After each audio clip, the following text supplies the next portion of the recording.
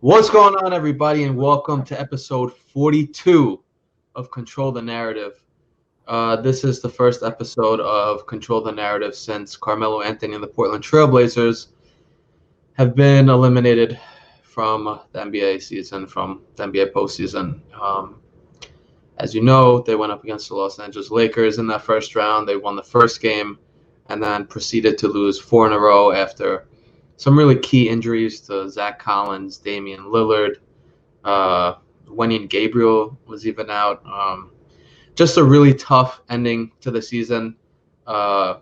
Just knowing how good they were in the bubble and how much potential and how much excitement there was around that team to lose in the first round of 5 games. But we're going to recap everything from the Lakers-Blazers series, Blazers-Lakers series, not Lakers-Blazers, Blazers-Lakers series to the entire season as a whole, just kind of looking back. No, it's very early, but I think it's time to kind of look back at the NBA season. So to do that, I'm going to bring on my guy, Enrique. Enrique, what's going on, man? Hey, not much, man. How you doing? Good, dude. First off, we just talked like a little bit before, but appreciate you taking the time out. We tried getting him on last week, but schedules weren't matching up, so we got him on this week. And yeah, man, appreciate the time. Hey, no problem, man. I appreciate everything you do. You do a great job on social media, controlling the narrative and just getting stuff out there, man. It's great. I love to see it. Appreciate that. It means a lot, man.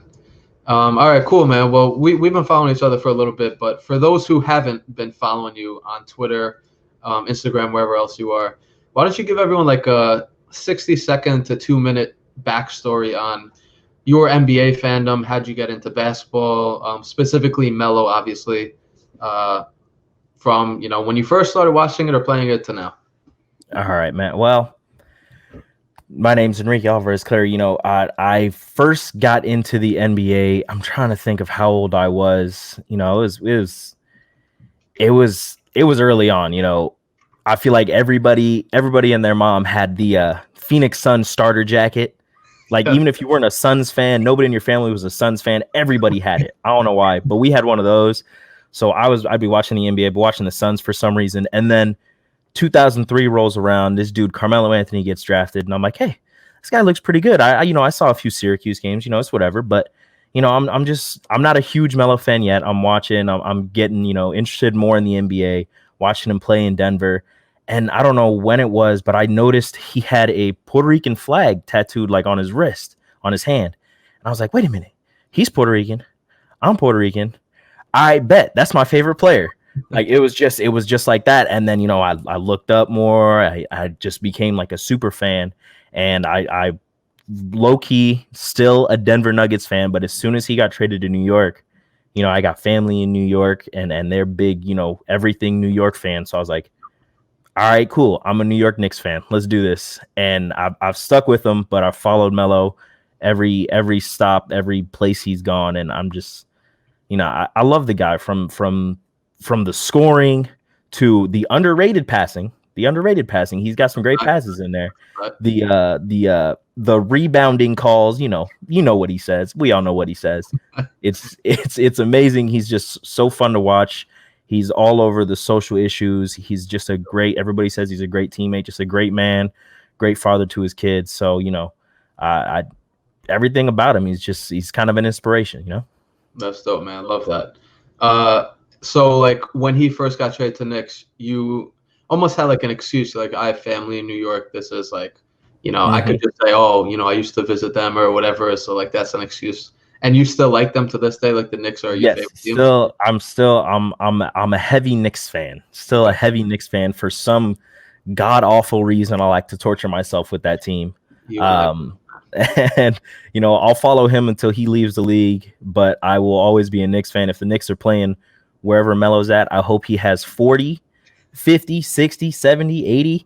I don't care. I hope he gets his, but I hope the Knicks win. That's kind of how I look at it. Interesting, because I'm a Knicks fan too. I've been a Knicks fan for a while, born and raised in New York and all that. But I went to the New Year's game Blazers at MSG versus Yeah. the Knicks. And, I kind of went into it like, all right, like, yes, I'm rooting for the Knicks. The Blazers needed that game really bad. They were like kind of struggling a little bit. So I went in and then like I didn't have my mindset on who I was going to root for, but you just like feel it like, all right, who are you rooting for? Man, I was rooting for the Blazers over the Knicks. I don't know if I've said that, but I was. You have a Knicks jersey on? At the game? Yeah. No, I had my Melo Blazers jersey on. Okay. See, well then it was fine.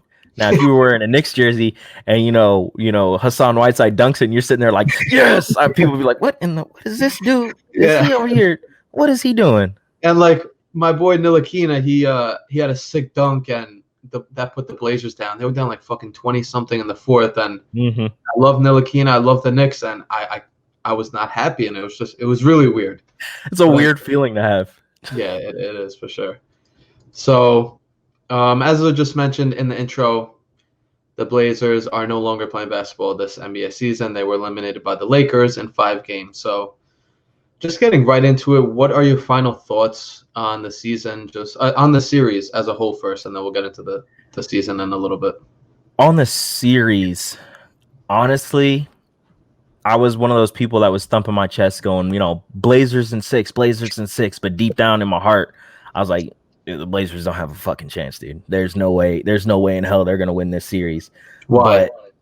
But you're relying on Damian Lillard to score 50 to 60 points every single night, and you played each one of those bubble games like it was a playoff game. Yep. And the way that they pushed themselves in all of those bubble games and the play-in game, it just didn't seem plausible to me for them to continue with that type of energy.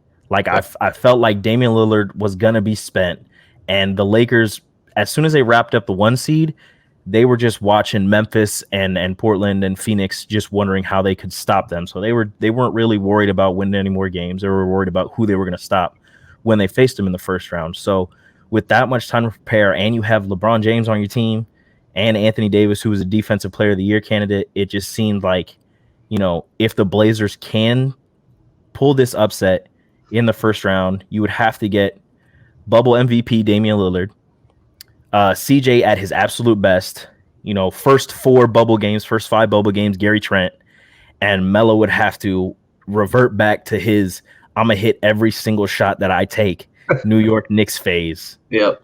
And I just didn't see it happening. No matter how much I love my guy Melo, no matter how much I thought the Blazers had it, in my heart of hearts, I knew the Lakers were gonna win it. I thought it was gonna go to 6 and the Lakers would win it. I thought the Blazers would steal 2 after they took game 1, but after pushing themselves so hard in each playoff or in each play-in game, each bubble game, there was just no way that you could rely on Damian Lillard to carry you past that team. Fair. So as the series went on, what were your thoughts? Like, for me, the refs were a big topic. Oh, dude, the officiating was garbage, man. I know my wife was getting pissed at me when we were watching the game. I'm sitting there like, are you serious? That is not a foul. He barely touched him. LeBron, he's doing his flopping. So he's doing, Gary Trent boxes him out and he just throws himself back. I'm like, okay, seriously, you want to call yourself your best in the world and you're acting like a point guard is going to throw you like that. Exactly. And the officials were giving them everything, and they would try these little makeup calls towards the end of the game so the fouls looked even, right? Where it looked like, oh, well, the Lakers had 29 fouls called against them and the Blazers had 30 fouls called against them. Like, oh no, it was very similar. Like, no, it wasn't, because the fouls that were being called against the Blazers on the Lakers were shooting fouls for a little bit of that. And honestly, even when they were calling shooting fouls for the Blazers, it was in the fourth quarter. Like, I think it was game 4 where the fucking Lakers shot 16 first quarter free throws. Yep. And by that time, you're out of the game. The Lakers aren't a great free throw shooting team, as we saw. LeBron was missing free throws. Anthony Davis was missing free throws.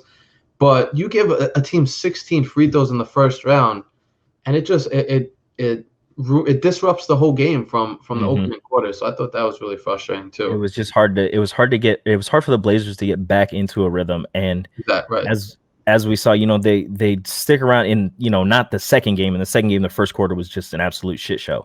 Yeah. But in the other games, the Blazers would stick around in the first and the second, and then the third, they would get their doors blown off, and they would kind of mount a small comeback in the fourth. But it's as soon as you go down by 20 to a team that's as defensive oriented and as good defensively as the Lakers are, regardless of if they're hitting shots, it's really hard to come back because they're going to make sure you don't get the shots that you want to take.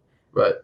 So once you go down by that much against a team like that, it's hard unless you're hitting everything.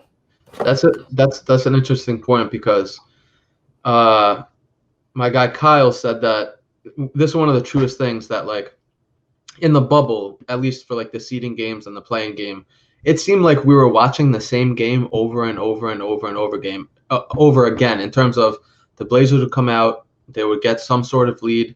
In the second quarter, they would maintain it a little bit. They would go into halftime with the lead. They would come out in the third quarter, just completely shit the bed.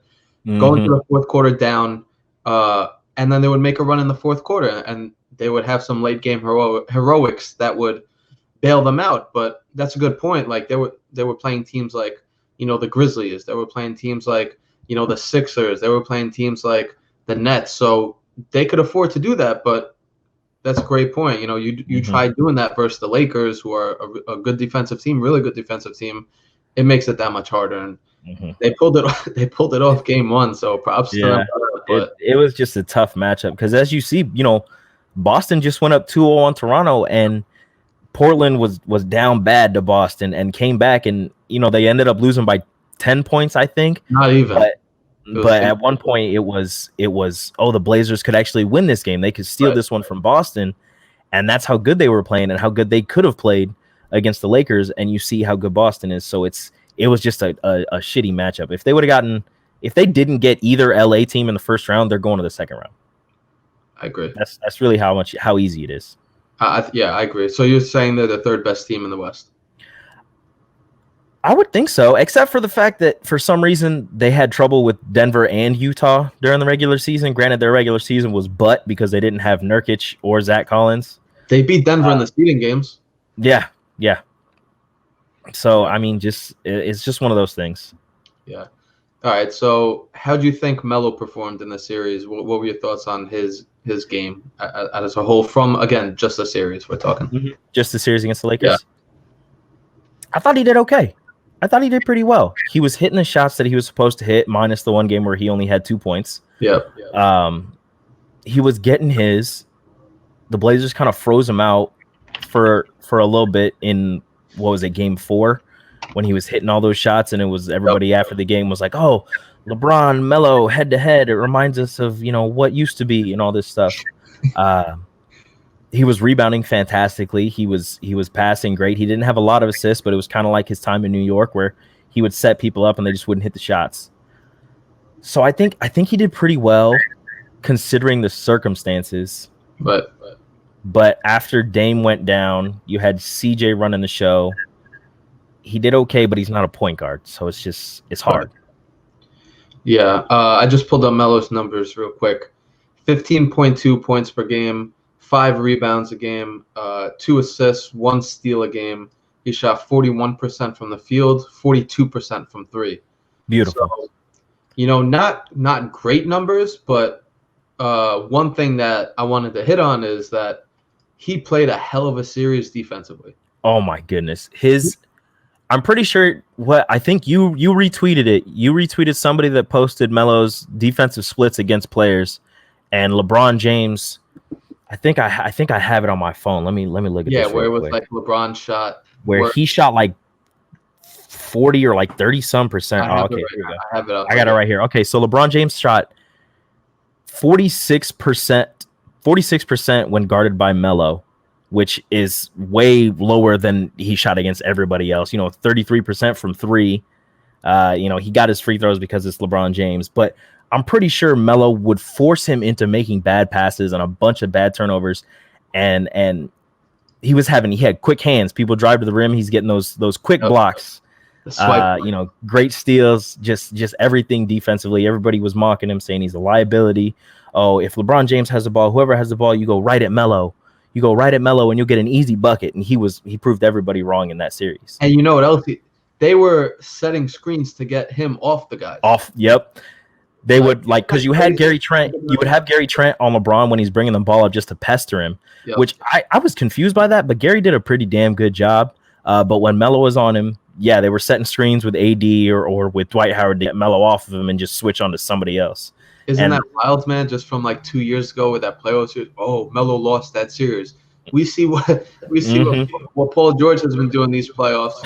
We see what Westbrook has been doing in these playoffs. Granted, Westbrook played 2 games, but it's just funny how things are starting to turn around. But speaking on Paul George. Okay, speaking on Paul George, he played like complete and utter cheeks the first few games of their playoff series, right?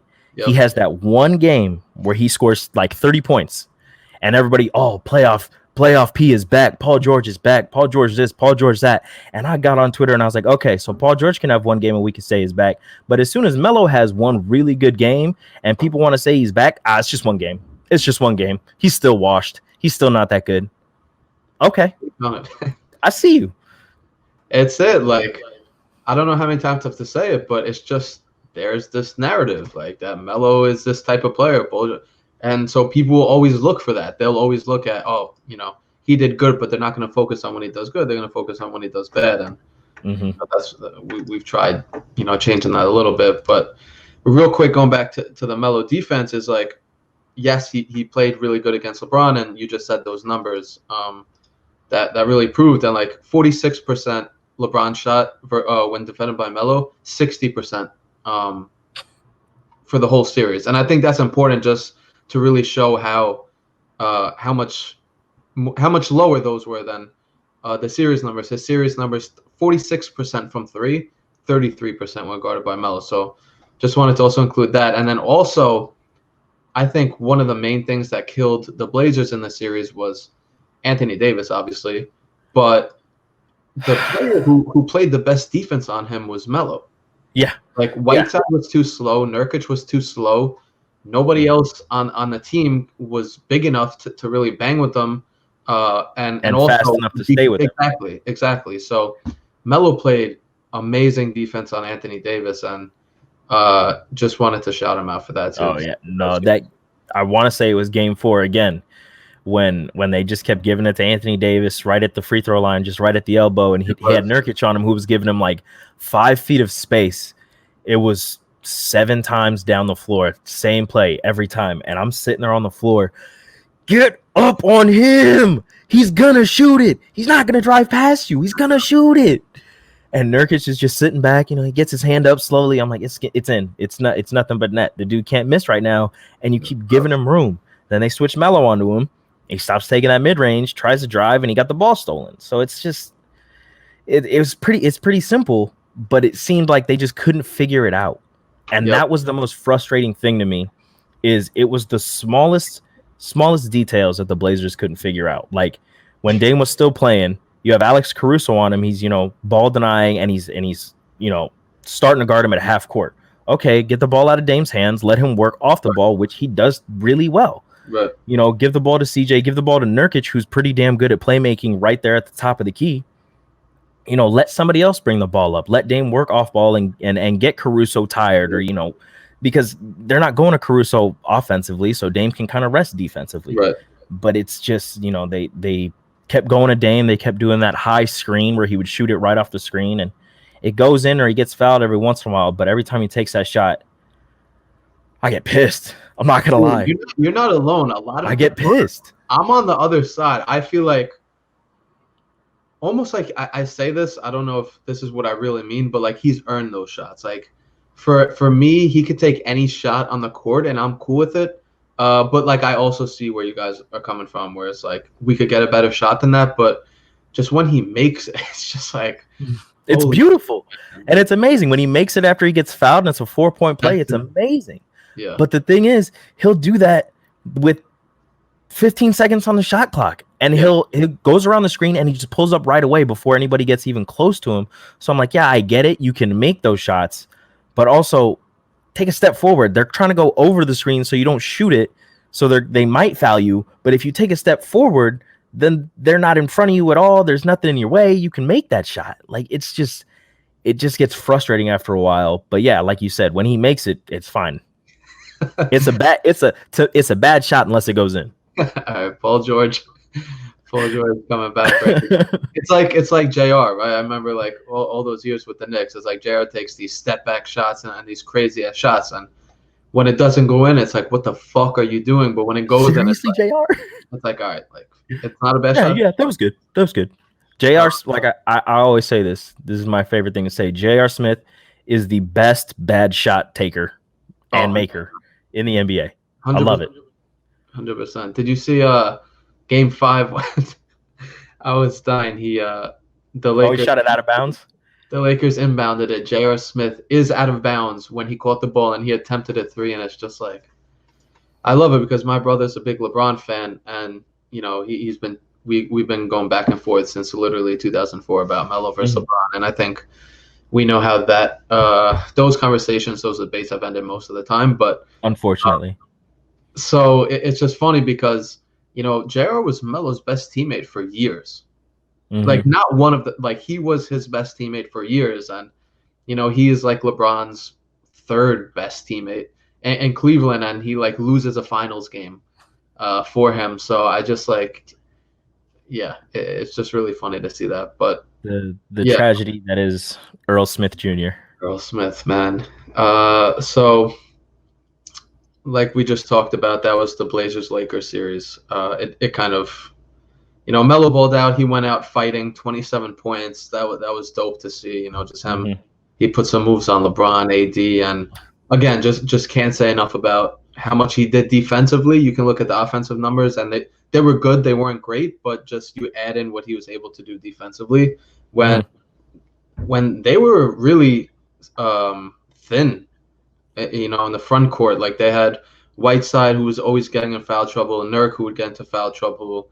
Collins was out. You know, we thought going into that, like, all right, the Blazers bigs are going to be like able to match up with the Lakers, and they just were not able to because they couldn't stop fouling, and then also Collins' injury, and you know Gabriel running for a few games. So that anything else you have about that series that you want to? I didn't know Alex Caruso was that good of a defender. He was annoying, man.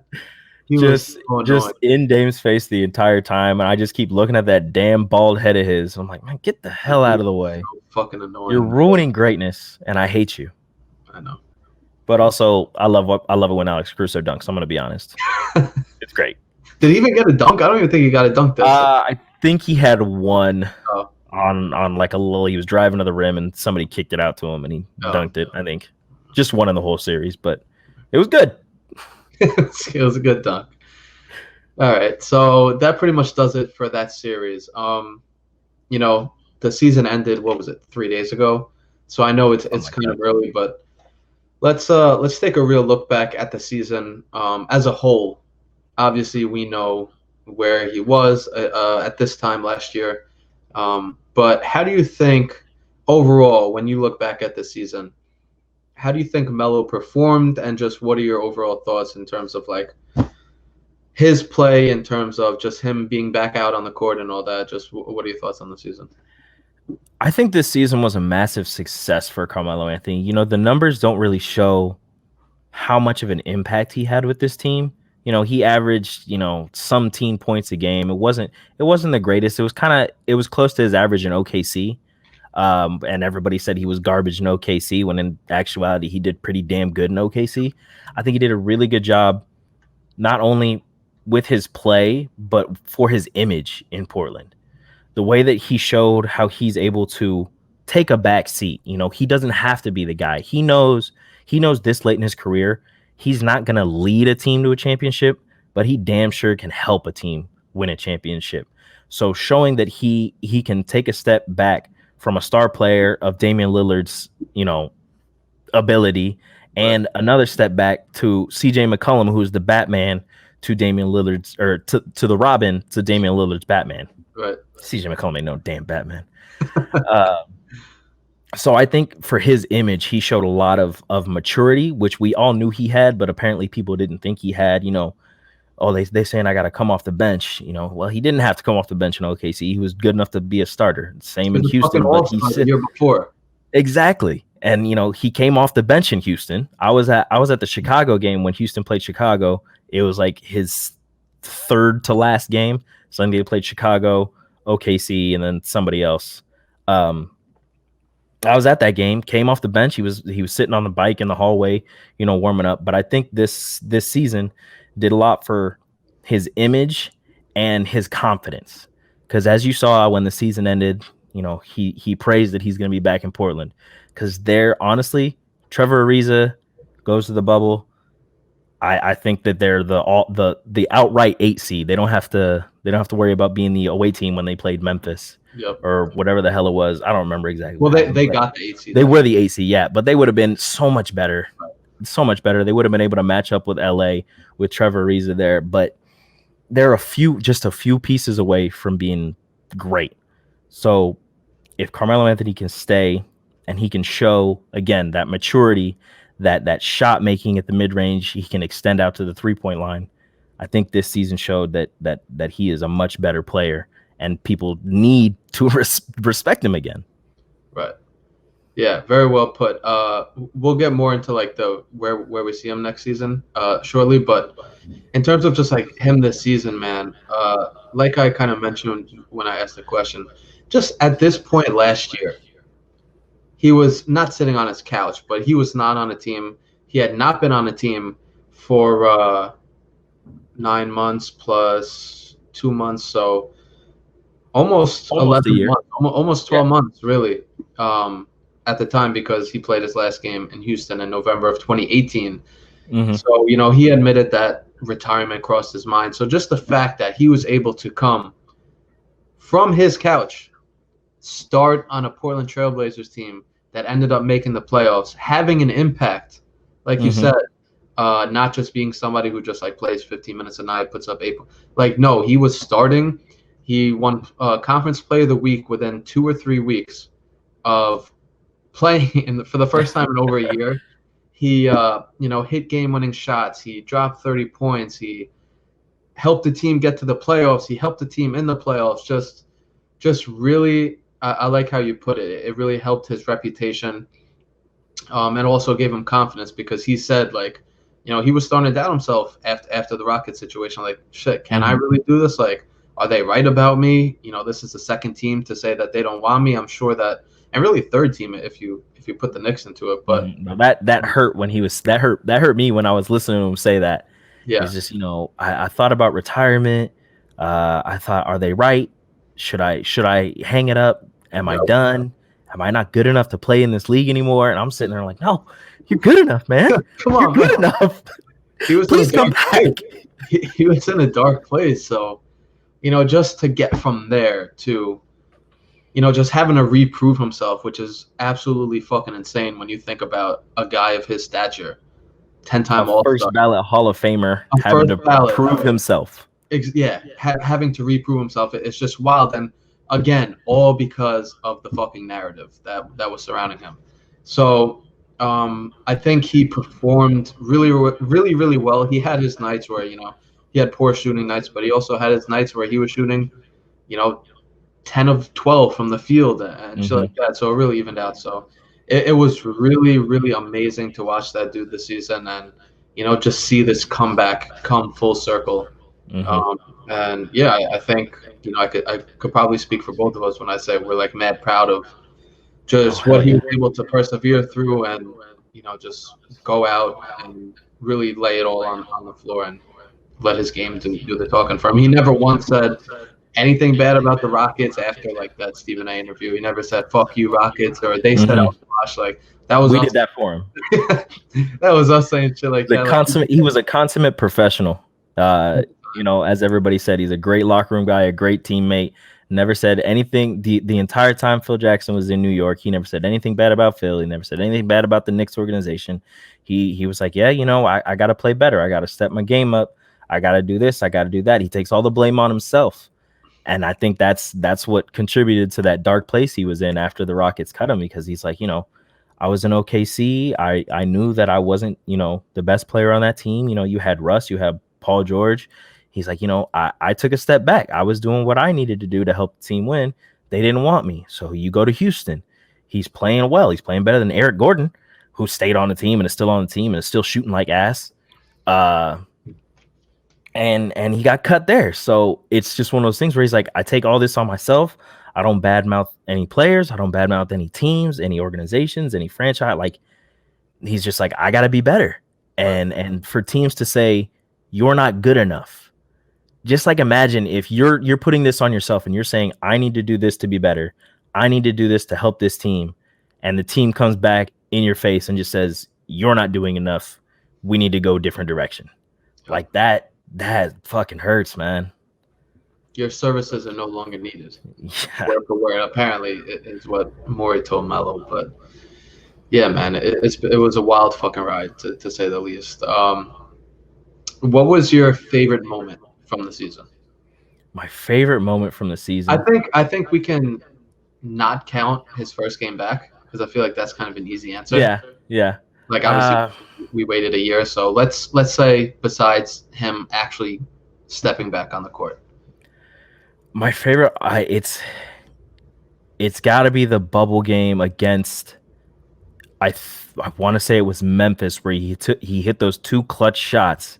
That was the first game, right? On the same, I think it was on the same side of the court. He ended up missing the one to win the game that would have not sent him to overtime, but those two shots and just seeing the bench right behind him just erupt with joy and everybody going like this. You see the virtual fans doing the same thing. Yep. It just made my heart happy and I was hyped as hell. Then they ended up winning that game and it was just great because you just see the team ahead of them in getting into the playoffs and they're sitting right there and they beat them to get that much closer. It meant more, and just to see that the team went to him to win that game, it made me feel so good. For sure. And like what you just said, they were playing the Grizzlies, who were ahead of them in the standings that they needed to catch, or at least stay within 4 games. But that game going into that, there was so much pressure, there was so much anticipation because we knew that game was kind of going to tell us everything about this Blazers team heading into the bubble. If they lost that, they would have been 4.5 back. They were a bunch of teams right around them, and who knows how the rest goes. And if we look back at it, if they lose that game and everything else stays the same, they're not in the playoffs. They had to win every single game in the bubble. Yeah. So I like that one. Also, it was the play-in game. Melo took a 3. He missed it. Nurkic got the board right underneath the basket, put it up, got fouled, and made it. And I just see Melo just hyped. Like, he just like, you just missed a 3. Like, you airballed a 3. What's going on? But he's hyped because Nurkic got the board, put it up, got the and one. And it's just to see that's that maturity that I'm talking about. The man, airballs a 3, but he's excited because the team's doing well. Yep. Unlike what Chauncey said, where he'd be sad because he didn't get his and the team won. Yeah, when he was fucking like 22, Phillips saying that. Yeah. Stupid Mr. Big Shot. Look, man, I love Chauncey, but I used to until he said that shit.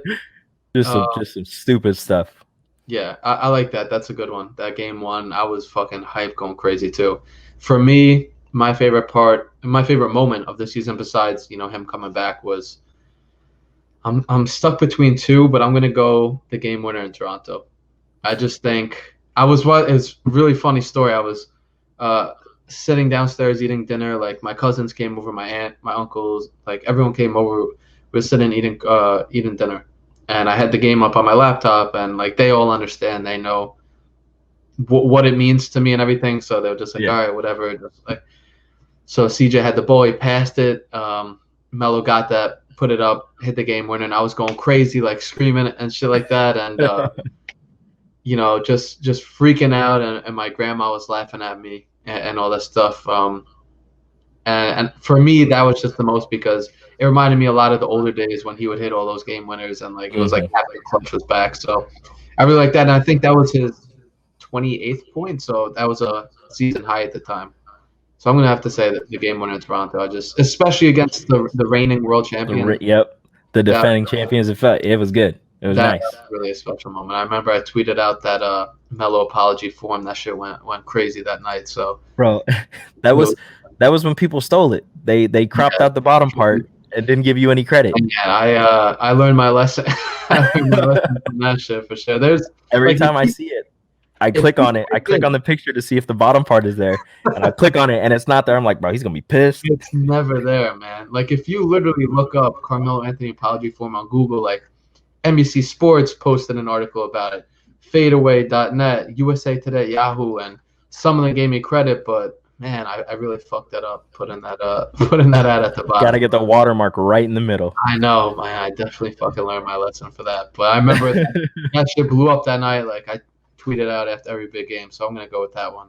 All right, so we talked about the series. We talked about the season as a whole. Let's preview the future a little bit without getting like too much into it, because I think we all know where Melo wants to go after his post-game presser. He wants to stay in Portland. He said, "I pray it's Portland." So, if it was up to you, where would you rank these three teams in terms of where you want to see Melo next season? 1, Portland Trailblazers. 2, New York Knicks. And 3, Brooklyn Nets. Portland, New York, Memphis, Toronto. I don't want to see him in Brooklyn, man. Come on. I don't want to see him in a Brooklyn Nets jersey. I hate Brooklyn. Granted, it would probably be good for him. You know, you got KD and Kyrie, but at the same time, it's just, I don't want Melo playing in Brooklyn. That would just be terrible. But no, it's Why Portland is number 1? Why Portland number 1? Because they've got the camaraderie, they've got the efficiency, they know how to work together, and they're 1-2 pieces away from being able to actually contend. And if they can get Nurkic and Collins healthy, those two players together do a really damn good job. And honestly, I'm not going to say you need to have Melo come off the bench, because I think he's damn well good enough to be a starter still. But if you could have Melo come off the bench and play with Gary Trent, who for some reason those two play fantastic together, and Hassan Whiteside down low, even though people don't like him.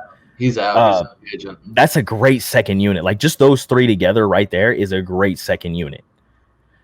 So I think Portland's just a few pieces away. Damian Lillard gets healthy and he goes on a tear like he did this year. CJ McCollum figures out how not to play like he's still, 5'7", playing in high school. I think that's his problem. Is he still plays like he's a really short guy, and he's not. He just needs to get that out of his head. But if he stays in Portland, they've got the momentum with each other. They've played with each other. They know how to play with each other. They know each other's strengths, weaknesses, where everybody likes to shoot on the floor. So if he could stay there another year, I think they have a really good chance of doing something, making some noise. And, number 2, New York, just because, it's New York. It's Melo. It'd be fun. They're not going to do anything with him there, but it'd be fun. Yeah. And yeah, I mean, look, Brooklyn would be great. It would be great for him to play with Kyrie, KD. Is DeAndre still going to be there? His contract? Yeah, they signed he got paid. He got 4 years, like $60 million or something. Yeah, maybe not 60, maybe like 40, but DeAndre, if they can keep Karis LeVert, like that Nets team, you could see in the bubble, they play pretty damn well even without Kyrie and KD. So if you add those two in there, it's a scary team. You got to watch out for them. If you could have Melo there coming off the bench, it'd be great for him. He could probably win a ring, but I don't want to see him in Brooklyn. If we're going, where do I want Melo to go because it would be the most successful and beneficial to him? Brooklyn is number 1 out of those 3. No, we're going. Where do you want? Yeah, no. Portland, New York, Brooklyn. Yeah. LA, Brooklyn. All right, fair. I have the same order as you. I think, like you said, the Blazers are close. And, to be a part of a team that's close, that values you, that utilizes you in the right way and doesn't just say, stand at the 3-point line and wait for us to give you the ball. How many times have we seen him get the ball at the elbow and be able to go to work or on the block? So that was so fucking refreshing to see from in OKC. They let him do that like maybe once or twice a game. In Houston, they never let him do that. So it was nice to see that in Portland. And yeah, they have they're like legit friends. Like you can tell Melo and Dame are legit friends. Melo and CJ and those guys. So I think running it back another season, seeing what happens. I'm nervous about Zach Collins. He seems like he's kind of injury prone early in A his. little bit. I don't want to like label him as like that or wish that upon him or anything like that. But I'm nervous about that. Nurkic, really good. So yeah, I think you bring Melo back. Melo wants to go back, and you run it back, and you see what happens next year. I put New York too, the Knicks too, because just seeing him in that blue and orange jersey would just it's just different. And the thing that I was thinking of is they probably not going to play with fans next season, as of September 1st right now.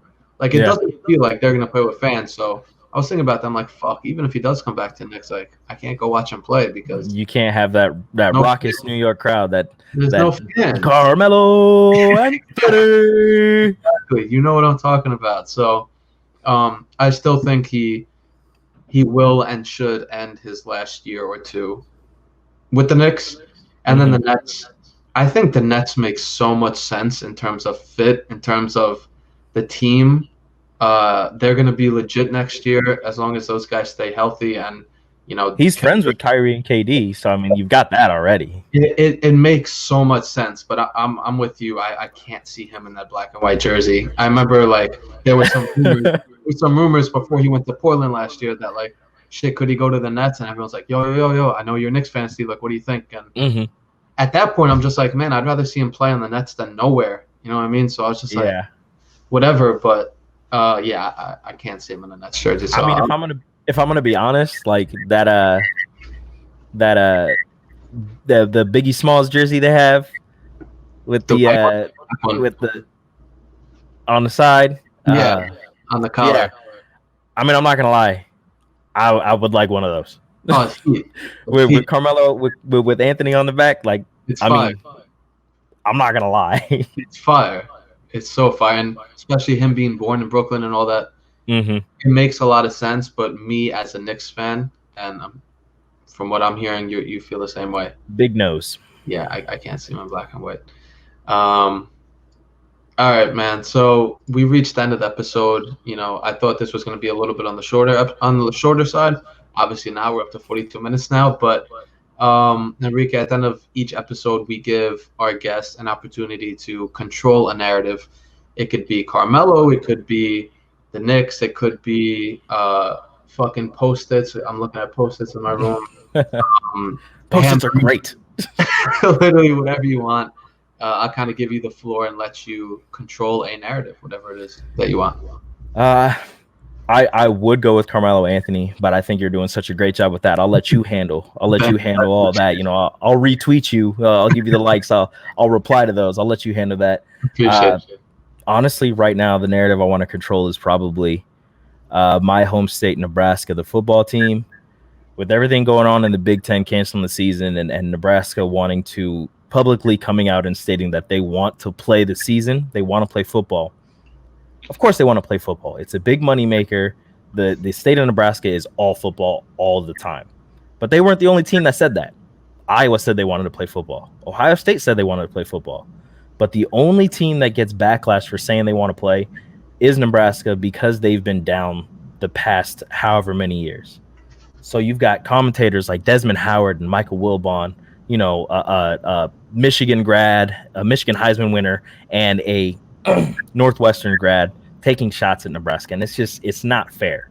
This team, this university wanted to play football. They had all the things, all the medical documents saying they could do it safely. And all they said, they didn't whine. They just said, we would like to play football. We don't agree with the Big Ten's decision. Ohio State said the same thing. Iowa said the same thing. Nebraska gets attacked, and it's not right. So the narrative of Nebraska being a bunch of whiny crybabies and just wanting to play football and firing people publicly to get at the Big Ten, which is a complete lie, and Pat 40 is something else. It's just not true. They want to play football because they're football players, they're football coaches, they love the game, they wanted to play, they thought they could do it safely. They're not whining, they're just stating facts. Fair. I haven't heard anything about that. I'm not really into college football, so that's really interesting. So they're going at Nebraska specifically because they're not as good as like Ohio State and things? Well, the thing is, Nebraska, you know, Nebraska in the 90s was like 60-3 over however many seasons. Like they barely lost. They were amazing. You get to 2000 and up until now, and they've been decent, but they haven't been great. They weren't 90s Nebraska. They've just been okay. But the past 4 seasons, they've been complete and utter butt. Just not over. They haven't made a bowl game, so they haven't won 6 games. But, you know, they got a new coach 2 years ago, still didn't win. But, you know, they got a new coach who was a former quarterback in Nebraska, and he's just sticking up for his players. He's a players coach. He said he wanted to play. And so why are they getting the slack? They're getting the slack just because that they're Nebraska and they just haven't been good. They're the newcomers to the conference, the newcomers to the Big Ten. So, you know, Michael Wilbon and Desmond Howard say Nebraska should apologize to the conference. All the conference did was cancel the football season. They don't need to come out and say they want to leave the Big Ten, which they never said. They just said they were looking at options to play some games. So they're coming at Nebraska because they haven't been good the past few years, and it's an easy target. Because if you go at Ohio State, you know, they're the kings of the conference. You can't really go at Ohio State. And then you go to Iowa, nobody cares about Iowa. You go at Nebraska, I'm not gonna lie, Nebraska fans are annoying online. If you mention Nebraska once in a bad way, they will attack you and tell you, oh, you don't know anything about football. You don't know this, you don't know that, Nebraska this, Nebraska that. And it's annoying, but they're passionate. And it's a good thing. So it's kind of like say Knicks for clicks, say Nebraska for clicks. That's pretty much what it is. Interesting. Didn't know that. Thanks for educating the people, man. Yeah. Now we know. I'm going to keep on with Nebraska moving forward. Hey, if you ever want more traction, just say Nebraska sucks. That's all you got to do. Noted. If a tweet that I put out doesn't get too much love or traction or anything like that, I'll definitely put a little Nebraska. Oh yeah, just throw it in there. Right below it. And Enrique, again, man, appreciate you for taking some time out, man. It was dope having you on. And I think all the viewers, at the very least, learn not to talk shit about Nebraska football this season. So good looks on that. And we'll put your Twitter, Instagram, anything you want to shout out real quick before we end this. You know, my Twitter's down here in the corner right here. Also, I am a little bit of a streamer on my PlayStation. My gamer tag is, you can follow me on Twitch. It's Nikki_Flash_. You know, I play 2K. I play whatever else I feel like playing. It's a good time. We have fun. Do you play as Portland? We need to know that. I don't really, you know, I play as Portland, not online. I don't stream as Portland. I just play online. But whenever I make my player, I go to wherever Melo is, because I always make a center or a point guard. So I always go to where Melo is, and it's good. We're good to go. Good combo. And also real quick, we'll put all that in the description. So yeah, after the show, and oh yeah, man. Hey, thank you so much. You're doing a great job controlling the narrative. You're doing an amazing job spreading the love for Carmelo Anthony. I love everything you do, man. You're fantastic. I'm retweeting you all the time. I'm liking all the time. You know, I reply every once in a while. And this podcast that you got going is fantastic, man. You're doing amazing. That means a lot, man. I appreciate that. Again, if you're watching this on YouTube, all of Enrique's links will be in the description. Go follow him on Twitch, Twitter, and all that. Thanks again, man, and stay mellow, baby. Hey, stay mellow. Peace, man.